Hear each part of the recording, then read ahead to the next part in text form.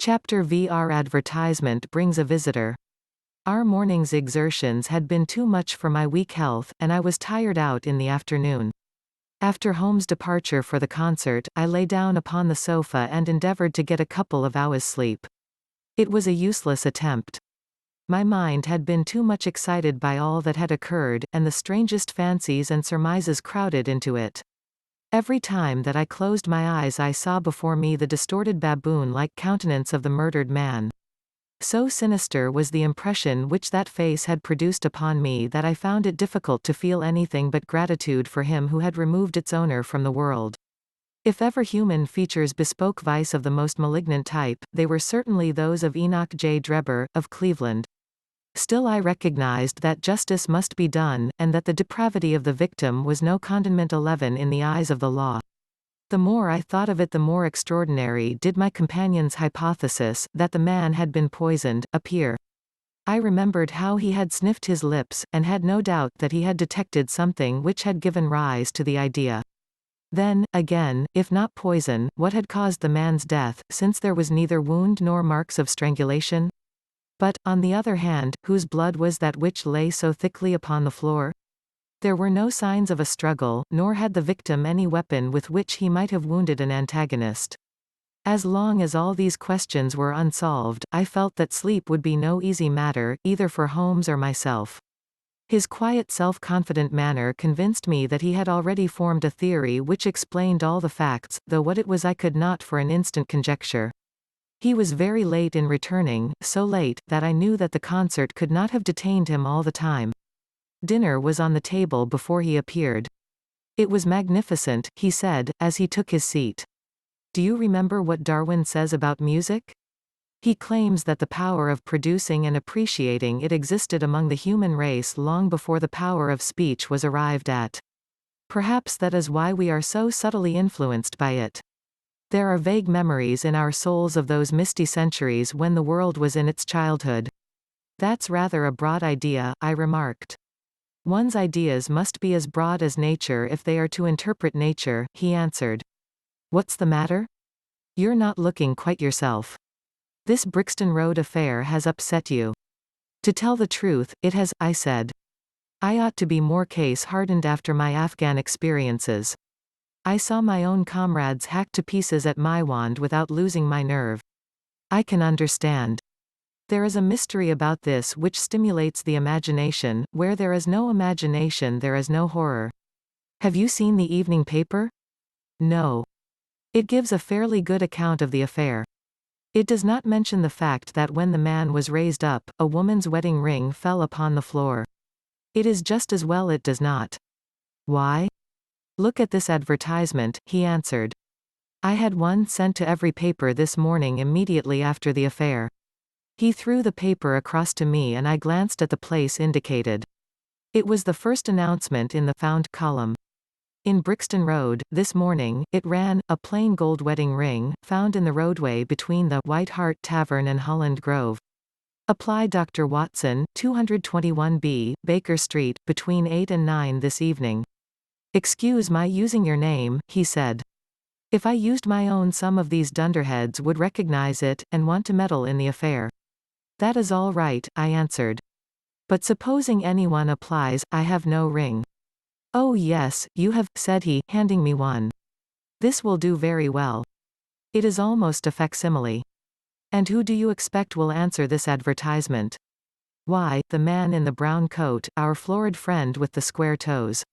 If he does not come himself he will send an accomplice. Would he not consider it as too dangerous? Not at all. If my view of the case is correct, and I have every reason to believe that it is, this man would rather risk anything than lose the ring. According to my notion he dropped it while stooping over Drebber's body, and did not miss it at the time. After leaving the house he discovered his loss and hurried back, but found the police already in possession, owing to his own folly in leaving the candle burning. He had to pretend to be drunk in order to allay the suspicions which might have been aroused by his appearance at the gate. Now put yourself in that man's place. On thinking the matter over, it must have occurred to him that it was possible that he had lost the ring in the road after leaving the house. What would he do, then? He would eagerly look out for the evening papers in the hope of seeing it among the articles found. His eye, of course, would light upon this. He would be overjoyed. Why should he fear a trap? There would be no reason in his eyes why the finding of the ring should be connected with the murder. He would come. He will come. You shall see him within an hour? And then? I asked. Oh, you can leave me to deal with him then. Have you any arms? I have my old service revolver and a few cartridges. You had better clean it and load it. He will be a desperate man, and though I shall take him unawares, it is as well to be ready for anything. I went to my bedroom and followed his advice. When I returned with the pistol, the table had been cleared, and Holmes was engaged in his favorite occupation of scraping upon his violin. The plot thickens, he said, as I entered. I have just had an answer to my American telegram. My view of the case is the correct one. And that is? I asked eagerly. My fiddle would be the better for new strings, he remarked. Put your pistol in your pocket. When the fellow comes, speak to him in an ordinary way. Leave the rest to me. Don't frighten him by looking at him too hard. It is 8 o'clock now, I said, glancing at my watch. Yes. He will probably be here in a few minutes. Open the door slightly. That will do. Now put the key on the inside. Thank you. This is a queer old book I picked up at a stall yesterday, De Jure Inter Gentes, published in Latin at Liege in the Lowlands, in 1642. Charles's head was still firm on his shoulders when this little brown-backed volume was struck off. Who is the printer? Philippe de Croix, whoever he may have been. On the fly leaf, in very faded ink, is written Ex Libris Gulielmi White. I wonder who William White was. Some pragmatical 17th-century lawyer, I suppose. His writing has a legal twist about it. Here comes our man, I think. As he spoke, there was a sharp ring at the bell. Sherlock Holmes rose softly and moved his chair in the direction of the door. We heard the servant pass along the hall, and the sharp click of the latch as she opened it. Does Dr. Watson live here? Asked a clear but rather harsh voice. We could not hear the servant's reply, but the door closed, and someone began to ascend the stairs. The footfall was an uncertain and shuffling one. A look of surprise passed over the face of my companion as he listened to it. It came slowly along the passage, and there was a feeble tap at the door. Come in, I cried. At my summons, instead of the man of violence whom we expected, a very old and wrinkled woman hobbled into the apartment. She appeared to be dazzled by the sudden blaze of light, and after dropping a curtsy, she stood blinking at us with her bleared eyes and fumbling in her pocket with nervous, shaky fingers. I glanced at my companion, and his face had assumed such a disconsolate expression that it was all I could do to keep my countenance. The old crone drew out an evening paper, and pointed at our advertisement. It's this as has brought me, good gentleman, she said, dropping another curtsy, a gold wedding ring in the Brixton Road. It belongs to my girl Sally, as was married only this time 12month, which her husband as steward aboard a Union boat, and what he'd say if he come ome and found her without her ring is more than I can think, he being short enough at the best o' times, but more especially when he has the drink. If it please you, she went to the circus last night along with. Is that her ring? I asked.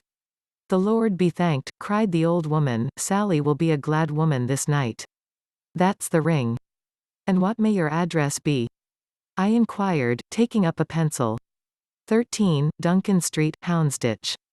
A weary way from here. The Brixton Road does not lie between any circus and Houndsditch, said Sherlock Holmes sharply.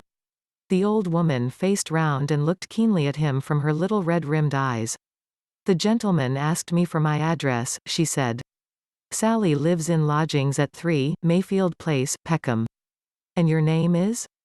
My name is Sawyer, hers is Dennis, which Tom Dennis married her, and a smart, clean lad, too, as long as he's at sea, and no steward in the company more thought of, but when on shore, what with the women and what with liquor shops. Here is your ring, Mrs. Sawyer, I interrupted, in obedience to a sign from my companion. It clearly belongs to your daughter, and I am glad to be able to restore it to the rightful owner. With many mumbled blessings and protestations of gratitude, the old crone packed it away in her pocket, and shuffled off down the stairs. Sherlock Holmes sprang to his feet the moment that she was gone and rushed into his room. He returned in a few seconds enveloped in an ulster and a cravat. "I'll follow her," he said, hurriedly. "She must be an accomplice, and will lead me to him. Wait up for me." The hall door had hardly slammed behind our visitor before Holmes had descended the stair. Looking through the window, I could see her walking feebly along the other side, while her pursuer dogged her some little distance behind. Either his whole theory is incorrect, I thought to myself, or else he will be led now to the heart of the mystery. There was no need for him to ask me to wait up for him, for I felt that sleep was impossible until I heard the result of his adventure. It was close upon 9 when he set out. I had no idea how long he might be, but I sat stolidly puffing at my pipe and skipping over the pages of Henri Murger's Vie de Bohème. 10 o'clock passed, and I heard the footsteps of the maid as they pattered off to bed. 11, and the more stately tread of the landlady passed my door, bound for the same destination. It was close upon 12 before I heard the sharp sound of his latch key. The instant he entered, I saw by his face that he had not been successful. Amusement and chagrin seemed to be struggling for the mastery, until the former suddenly carried the day, and he burst into a hearty laugh. "I wouldn't have the Scotland Yarders know it for the world," he cried, dropping into his chair. "I have chaffed them so much that they would never have let me hear the end of it. I can afford to laugh, because I know that I will be even with them in the long run." "What is it then?" I asked. "Oh, I don't mind telling a story against myself." That creature had gone a little way when she began to limp and show every sign of being footsore. Presently she came to a halt, and hailed a four-wheeler which was passing. I managed to be close to her so as to hear the address, but I need not have been so anxious, for she sang it out loud enough to be heard at the other side of the street. "Drive to 13, Duncan Street, Houndsditch," she cried. This begins to look genuine, I thought, and having seen her safely inside, I perched myself behind. That's an art which every detective should be an expert at. Well, away we rattled, and never drew rein until we reached the street in question. I hopped off before we came to the door, and strolled down the street in an easy, lounging way. I saw the cab pull up. The driver jumped down, and I saw him open the door and stand expectantly. Nothing came out though. When I reached him he was groping about frantically in the empty cab, and giving vent to the finest assorted collection of oaths that ever I listened to. There was no sign or trace of his passenger, and I fear it will be some time before he gets his fare. On inquiring at number 13 we found that the house belonged to a respectable paperhanger, named Keswick, and that no one of the name either of Sawyer or Dennis had ever been heard of there. "You don't mean to say," I cried, in amazement, "that that tottering, feeble old woman was able to get out of the cab while it was in motion, without either you or the driver seeing her?" "Old woman be damned," said Sherlock Holmes, sharply. We were the old women to be so taken in. It must have been a young man, and an active one, too, besides being an incomparable actor. The get-up was inimitable. He saw that he was followed, no doubt, and used this means of giving me the slip. It shows that the man we are after is not as lonely as I imagined he was, but has friends who are ready to risk something for him. Now, doctor, you are looking done up. Take my advice and turn in. I was certainly feeling very weary, so I obeyed his injunction. I left Holmes seated in front of the smoldering fire, and long into the watches of the night I heard the low, melancholy wailings of his violin, and knew that he was still pondering over the strange problem which he had set himself to unravel.